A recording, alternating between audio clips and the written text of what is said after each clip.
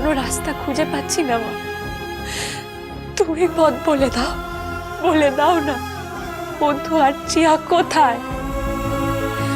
ওরা না ফিরলে যে মুখার্জি পরিবারের সমূহ বিপদ মা।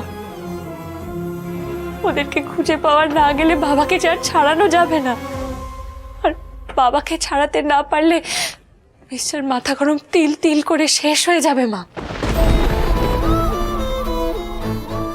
আর এই দুজন মানুষের যদি কিছু হয়ে যায়, মুখার্জি পরিবার আর টিকবে না মা।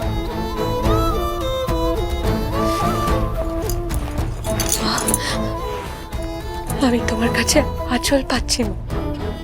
তুমি সেইবার চিয়াকে ফিরিয়ে দাও, ওদের ফিরিয়ে দিয়ে বাবার সম্মান ভিক্ষে দাও মা। মিস্টার মাথা গরমের শান্তি ভিক্ষে দাও, মুখার্জি পরিবারের সুখ ভিক্ষে দাও মা।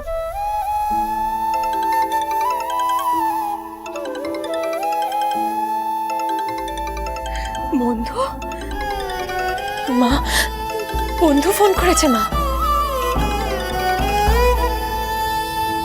হ্যালো হ্যালো, তুমি ভালো আছো তো?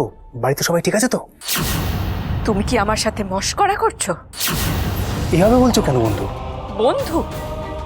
তুমি আমাকে সত্যি সত্যি মন থেকে বন্ধু বলে মনে করো? মেজ বৌদি? হ্যাঁ, মেজ বৌদি। তবে এই সম্বোধনটাও না আর বেশি দিন থাকবে না। তোমার জন্য তোমার মেজদা আমার থেকে অনেক দূরে চলে গেছে, অনেক দূরে। বন্ধু, আমার মেজদাটা বড্ড একগুঁয়ে। বিশ্বাস করো বন্ধু, আমি না বুঝতে পারিনি তুমি এতটা দায়িত্ব জ্ঞানী, তুমি এতটা ইনসেনসিটিভ, হৃদয়হীন। আমি সত্যি বুঝতে পারিনি।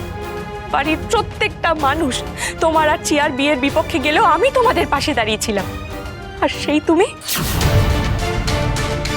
আমার না এখন মনে হচ্ছে আমি খুব বড় ভুল করেছিলাম। আমি একজন ভুল মানুষের পক্ষ নিয়েছিলাম, একজন অসৎ মানুষের পক্ষ নিয়েছিলাম। আমি যদি আগে তোমাকে এভাবে চিনতাম না, বিশ্বাস করো আমি কোনোদিনও এমনটা করতাম না। বন্ধু, তুমি আমাকে বলো না কি হয়েছে? কি হয়েছে? হ্যাঁ, কি হয়েছে? আজ শুধু তোমার জন্য বাবা থানায় বন্দি।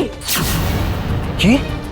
হ্যাঁ, তুমি আর চিয়া, তোমরা দুজনে এভাবে হারিয়ে গেছো বলে চিয়ার বাবা অরিন্দম চট্টরাজ বাবার বিরুদ্ধে কিডন্যাপিং এর কেস করেছে। আর তোমরা ফিরে না এলে সেই কেস এবার কোর্টে উঠবে।